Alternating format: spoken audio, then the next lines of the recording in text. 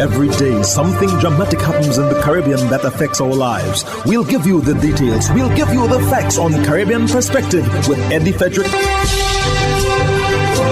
Host Eddie Frederick. So glad you can join us. Putting hardened criminals on bail, a thorny issue for Trinidad and Tobago's top cop. This story takes the lead in our 1045th edition of Caribbean Perspective for Monday, 8th February 2021. Details after this break. Did you know that your friends and family can now shop at the Food Fair from anywhere in the world? And you can receive here in Grenada? The Food Fair and GrenadaMarket.com now make it possible through secure online shopping and personalized customer service. Simply send your loved ones a list of your preferred items or let them fill an online basket and the items will be available for pickup or delivery. Visit GrenadaMarket.com or thefoodfair.gd today for more details. The new norm. Spread the news.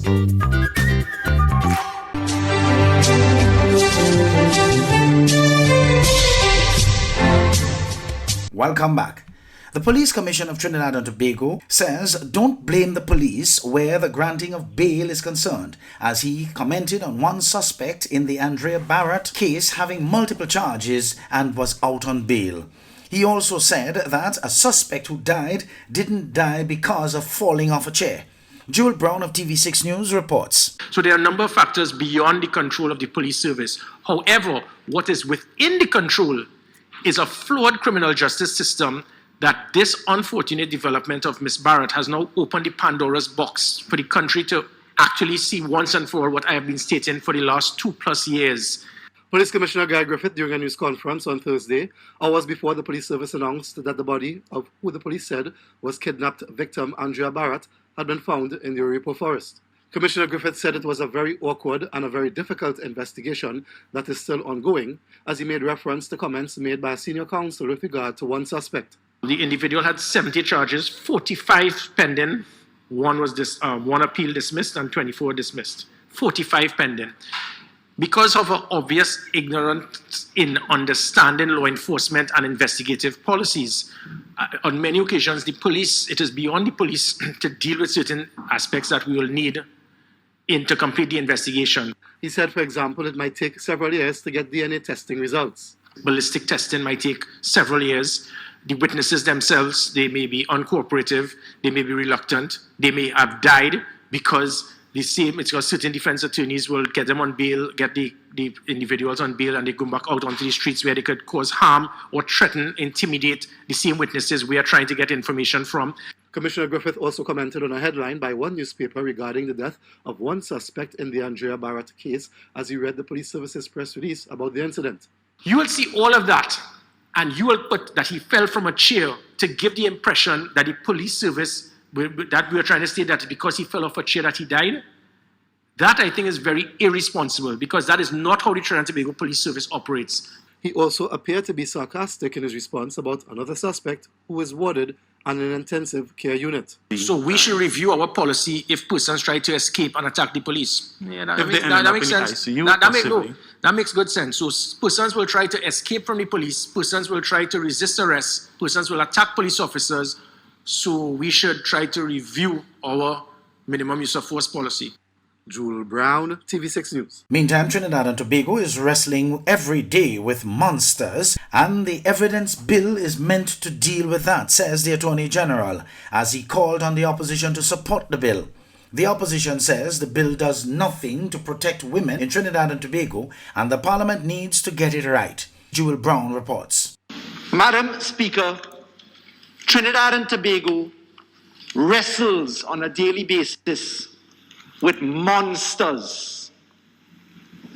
Monsters who savage our children, our elderly, our loved ones. Attorney General Faris Al-Rawi, as he piloted a bill to amend the Evidence Act, which he says is 171 years old. He did so as he made an apparent reference to Andrea Barrett, whose body was found in the heights of Oripo on Thursday after a weeks-long search for the kidnapped 22-year-old. This evidence bill primarily seeks to treat with the evidence and how it is garnered against monsters.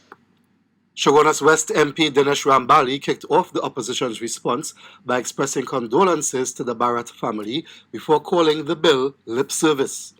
This evidence bill, it does nothing. I want to make it abundantly clear. It does nothing to protect women of this country, and we need to stop politicizing violence against women. This bill is sterile. That point was disputed by Youth Development and National Service Minister Fitzgerald Hines. So when persons are charged and you improve the evidence arrangements and you secure convictions or you improve your chances of convictions, are not women protected because they are as well victims of crime? The AG made an apparent reference to concerns about one suspect in the Bharat case. Why is a person with 70 charges out on bail is a question in the minds of the citizens of Trinidad and Tobago. Why do trials collapse? Why are people not restricted in terms of bail in the existing systems? Forget the opposition's refusal for a moment to support bail amendments. The answer is to be found in the fact that there's an inconsistency in the evidence management. The Attorney General said a cabinet note in 2013 showed the UNC's policy then included measures contained in the bill now before the Parliament, inclusive of the use of a screen, video link proceedings, and the anonymity orders which require a 3/5 majority. No need to hold a candle on a pavement crying for a citizen of this country, a child murdered, when you could turn up in the Parliament and be consistent. And be consistent with your policy to reform the laws of Trinidad and Tobago. So let's get to the bill and let's leave aside those who wish to protect monsters. In his contribution to the debate, opposition MP Dr. Rudal Muninal made reference to the AG's use of the word monsters. When the monsters came, the monsters came from Mars this morning? We had monsters here for many years. We had these barbaric criminal elements for many years. And if you had a heart, you would have provided the TTPS with $100 million that they needed more to pay their bills, to fix police cars, and to... Jewel Brown, TV6 News. You're listening to Caribbean Perspective with Eddie Frederick.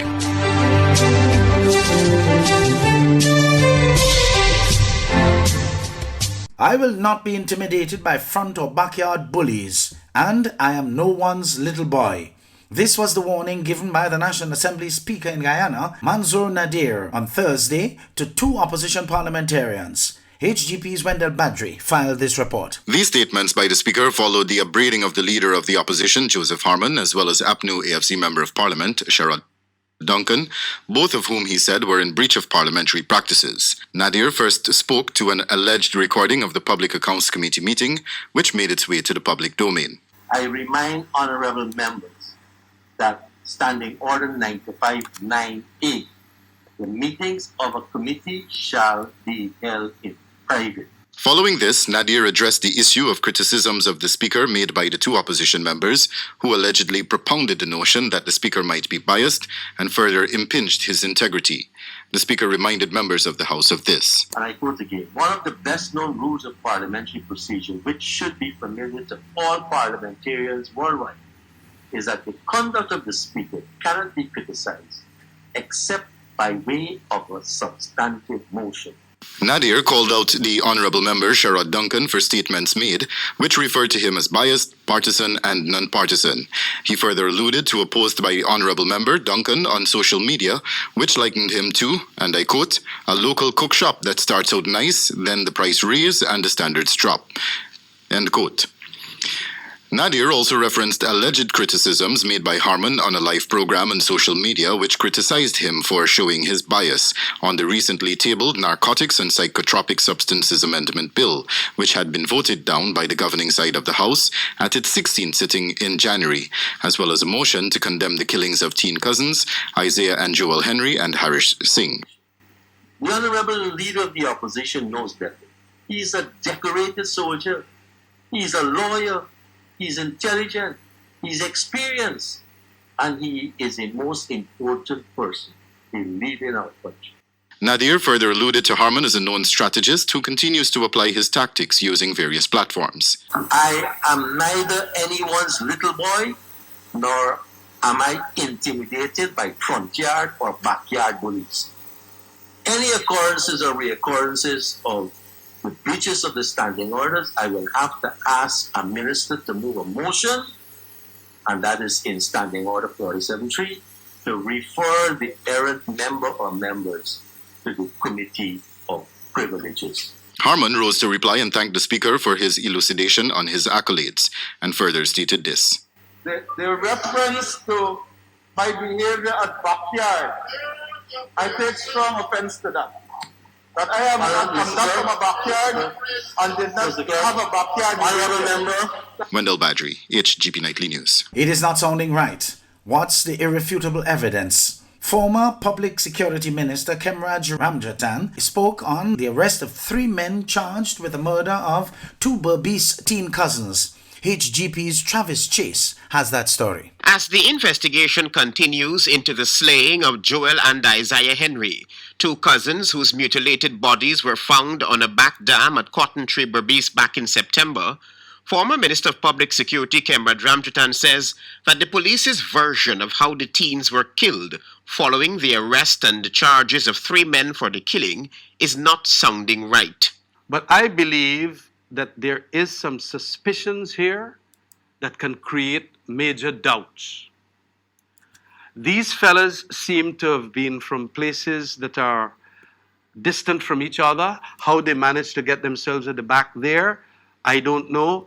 And I want to believe that, the kind of emotionalism that is exhibited by their family members and even by those accused, I am being trained or constrained, and it is a straining of my sensibilities to believe that they got the right people there. And as a defense counsel of some years too, it ain't sounding right. Vinod Gopal, Akash Singh and Anil Sanchara have been charged for the killing of the teen cousins. Police have said that they have irrefutable evidence against Akash Singh. This too boggles the mind of the former Public Security Minister. Well, the public should know. What is this?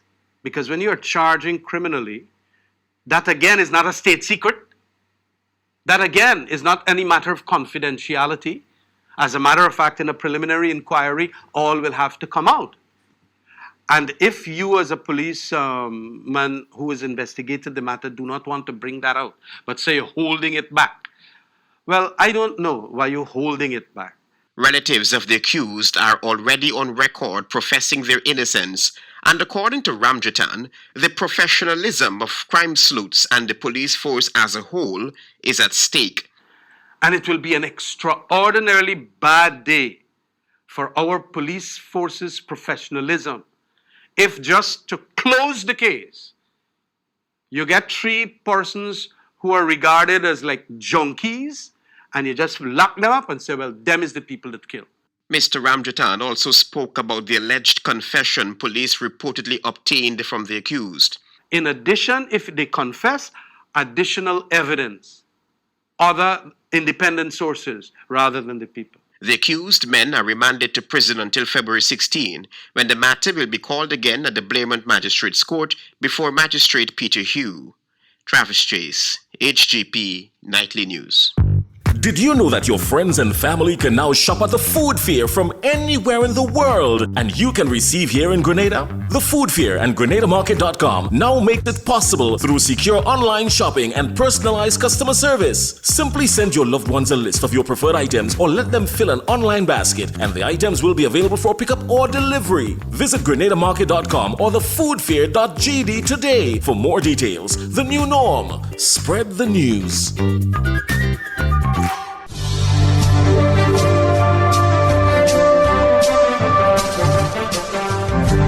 I am Eddie Frederick. This has been Caribbean Perspective, a whole new approach to highlighting developments in the Caribbean. In the meantime, please continue to log on to CaribbeanPerspective.com for more daily news and more.